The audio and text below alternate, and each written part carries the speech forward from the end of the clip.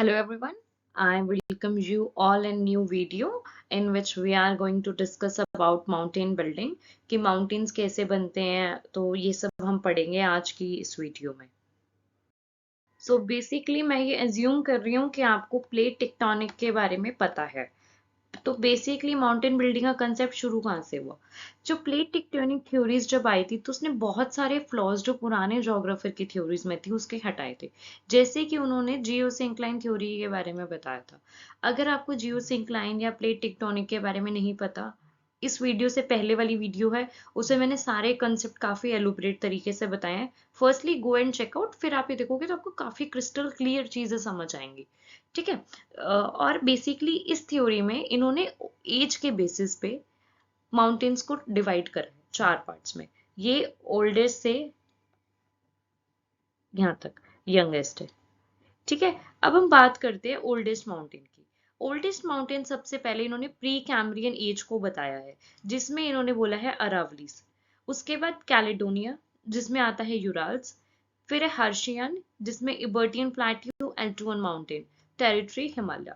Basically अब समझने की ये चीज है कि ये कैसे हमें पता चलेगा। अब हम माउंटेन्स को देख के बताएंगे कि कैसे कैसे इनकी एज डिटरमाइन हुई। एज के बेसिस में माउंटेन का बाइफर्केशन हुआ है।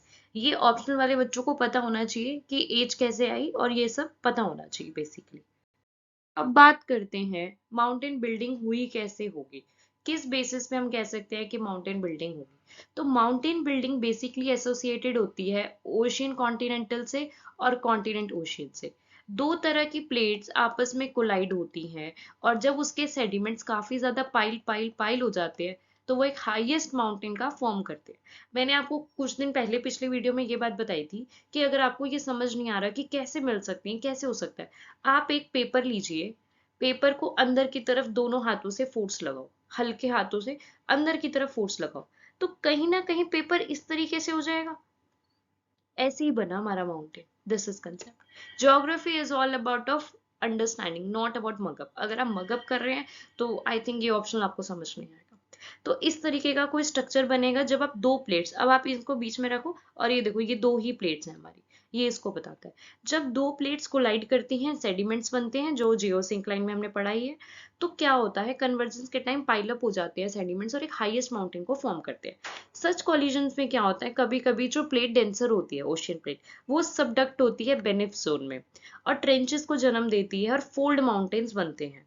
जब सबडक्शन होती है तो मैग्मा क्या करता है, देखो मैग्मा इधर अगर हम डायग्राम में देखें, डायग्राम में देखें तो यहाँ पे ये एस्थेनोस्फेयर है, यहाँ पे हमारा सारा मैग्मा है। इधर भी फोर्स लग रही है, इधर भी फोर्स लग रही है। इधर अगर ज्यादा फोर्स का प्रेशर आया तो क्या होगा, सारा मैग्मा बाहर आ जाएगा, जैसे कि पावरफुल अर्थक्वेक को जन्म देगा।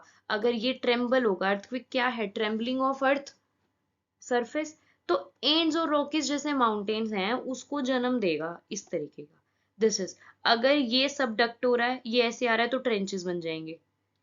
बट अगर फोल्डिंग हो रही है तो इस तरीके के माउंटेन बन जाएंगे। ये देखो यहाँ पे दिखा रखा है। 2 मिनट लीजिए, इसको एक बार डायग्राम को ही समझ लो, अच्छे से समझ आएगा आपको कैसे मैग्मा आ रहा है। मैग्मा बाहर आएगा तो अर्थक्वेक को फॉर्म करेगा, बट अगर कोलाइड कर जाएगा तो इस तरीके के कहीं माउंटेन्स को जन्म देगा। बट अगर सबडक्शन हो रही है, बेनिफ जोन बन रहा है ये तरह का, तो ये तो भाई अपना क्या है, ट्रेंचेस बन रहे हैं। ट्रेंचेस मैंने आपको पिछली वीडियो में बहुत बेखूबी बताया था ट्रेंचेस क्या होते हैं।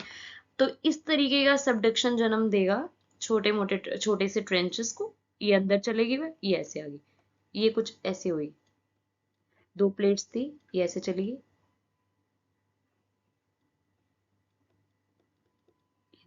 ये वाला एरिया। अगर ऐसे हुआ तो ऐसे करके माउंटेन्स बन गए। Hope you get my point. Okay, let's move. इस तरीके का है, आपको ये डायग्राम एकदम दिमाग में बिठाना है ताकि आपको इजीली हो पाए। अगर हम अब इस प्लेट को देखें तो हमें साफ समझ आ रहा है ये प्लेट क्या हो रही है, ये प्लेट ट्रांसफॉर्म हो रही है। हमने पढ़ा था पिछली वीडियो में कन्वर्जेंट, डाइवर्जेंट एंड ट्रांसफॉर्मेशन। अब देखो ये इधर की ओर जा रही है और ये प्लेट इधर की ओर जा रही है। ठीक है, तो यहाँ पे ये चीजें फॉर्मेशन हो रही है, दिस इज ट्रांसफॉर्मेशन। ये इधर को जा रही है, ये इधर को जा रही है। अब क्या होता है, जब बहुत बड़े बड़े माउंटेन्स में दो कॉन्टिनेंटल प्लेट का कन्वर्जेंस देखा जाता है, तो बहुत ज्यादा कंप्रेशन और बहुत ज्यादा फोर्स लगती है, जिसके कारण जो सेडिमेंट्स होते हैं वो स्क्वीज हो जाते हैं, मतलब बहुत पिचक से जाते हैं। अब मैंने यही आपको बताया था, तो वो फोल्ड माउंटेन्स को जन्म देते हैं। इधर से भी आप फोर्स लगाओ, इधर से भी फोर्स लगाओ, जिसको हम क्या कहते हैं, यस कन्वर्जेंस कहते हैं। आपको ये चीजें तो पता होनी चाहिए, कन्वर्जेंस, डाइवर्जेंस और ट्रांसफॉर्म। नहीं पता तो पुरानी वीडियोस में मैंने एलोबरेटली बताया हुआ है। तो इस तरीके से कन्वर्जेंस अगर हो रहा है, देखो ये इधर से जा रही है, और डायग्राम में देखेंगे ये इधर से जा रही है, इधर से करते करते ये इस तरीके के माउंटेन्स को जन्म दे रही है, ये कर रही है कन्वर्जेंस। ये हमारे बने फोल्डेड माउंटेन्स। ये था हमारा एक कॉन्टिनेंटल क्रस्ट, ये था, और हमारा दूसरा कॉन्टिनेंटल क्रस्ट ये था, इस तरीके का हुआ, और यहाँ पे हमारे बने mountains. I hope you are getting what I want to tell you. ये एक ओशियन कॉन्टिनेंटल क्रस्ट इधर से फोर्स लगा रहा है, इधर सारी फोर्स लग रही है, और ये इस तरीके से उठ जाएगा, यही है। तो अब क्या होता है, जब कभी भी सबडक्शन होती है, बट जो मैग्मा होता है वो थिकनेस की वजह से मेल्ट नहीं हो पाता, तब क्या होता है, तब वॉल्केनो नहीं आते, क्योंकि वॉल्केनो फट के आना जरूरी है, मैग्मा एकदम से प्रेशर से बाहर निकलना जरूरी है वॉल्केनो बनने के लिए। तो वॉल्केनो अच्छे से बाहर नहीं आ पाता, तो वहां पे ट्रेम्बलिंग होती है। ट्रेम्बलिंग को हम क्या कहते हैं, अर्थक्वेक। तो वहां पे अर्थक्वेक होने के चांसेस होते हैं। बट जब कॉन्टिनेंट और कॉन्टिनेंट का कोलिजन होता है कॉन्टिनेंट के अंदर, तो कोस्टल माउंटेन्स बनते हैं, जैसे कि एंस और रॉकीज। जब बहुत ज्यादा कोलिजन होता है, तो अर्थक्वेक और लैंडस्लाइड होना बहुत जरूरी है, मतलब कॉमन है, ऐसा जरूरी नहीं है, बट अगर दो कॉलिजन हो रहे हैं और फोर्स लग रहा है, प्रेशर लग रहा है, तो जरूरी नहीं है कि हमेशा वॉल्केनोस आएंगे, बट हाँ, अर्थक्वेक और लैंडस्लाइड तो इस चीज में बहुत ज्यादा कॉमन है। अब हम देखते हैं प्लाशियन माउंटेन्स कैसे बने होंगे। देखो, ये है हमारी नॉर्थ अमेरिका की प्लेट, ये है हमारी अफ्रीका की प्लेट, ये इधर की ओर। अब जो दो प्लेट बीच में फोर्स लगा रही है, तो ये क्या कर रही है, कन्वर्जेंस कर रही है। प्लेट क्या कर रही है, हमेशा मोशन में रहती है, ऑलवेज प्लेट में मोशन चलती रहती है।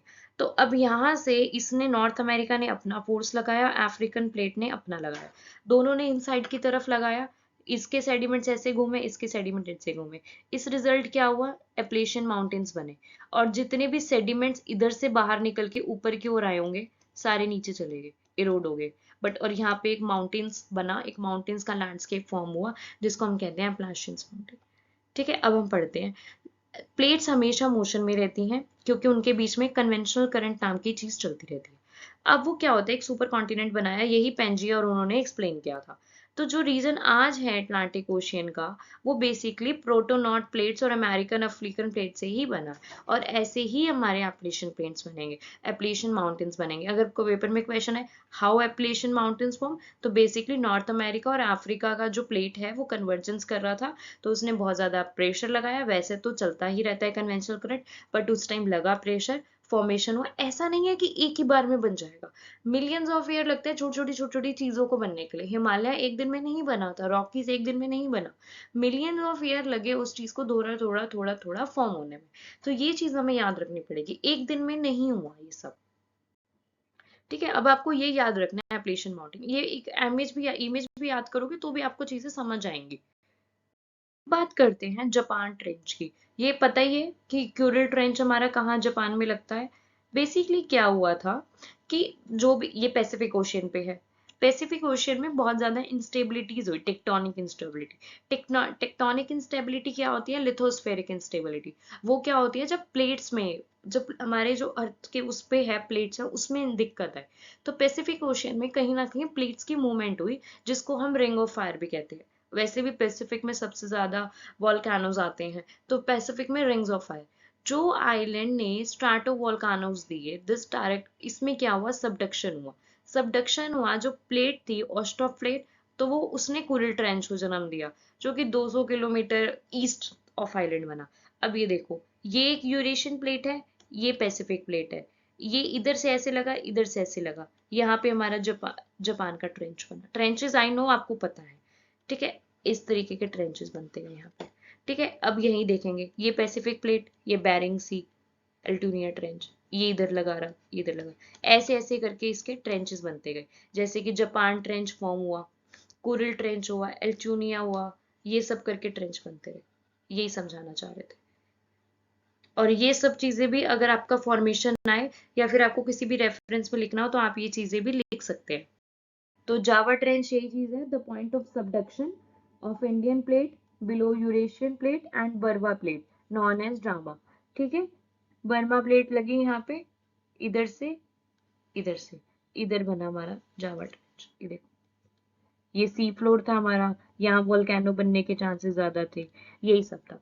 तो कैरिबियन आइलैंड का है जो लोकेशन है वो कन्वर्जेंस जोन पे है। तो उस कैरिबियन जो अमेरिकन प्लेट से है, अब यहाँ पे क्या हुआ, फोल्डिंग हुई सेडिमेंट्स की और वो छोटे छोटे एंटिलीज बने। अब एंटिलीज क्या होती हैं, बेसिकली छोटे छोटे आर्पिगेलोज होते हैं जो कैरिबियन सी और south west gulf of Mexico इन सब जगह पे देखे जाते हैं। तो जहां भी सबडक्शन का डीपेस्ट पॉइंट था वो बना प्यूर्टो रिस, ये वाला। ठीक है, ये वाला पॉइंट बना, यहाँ पे डीपेस्ट था किसका, अटलांटिक ओशन का, उसको नाम दिया हमने डीपेस्ट पॉइंट। अगर आप मेरी वीडियो यहाँ तक देख चुके हो तो hit a like button, share my video and subscribe to Decoding Geography. Thank you.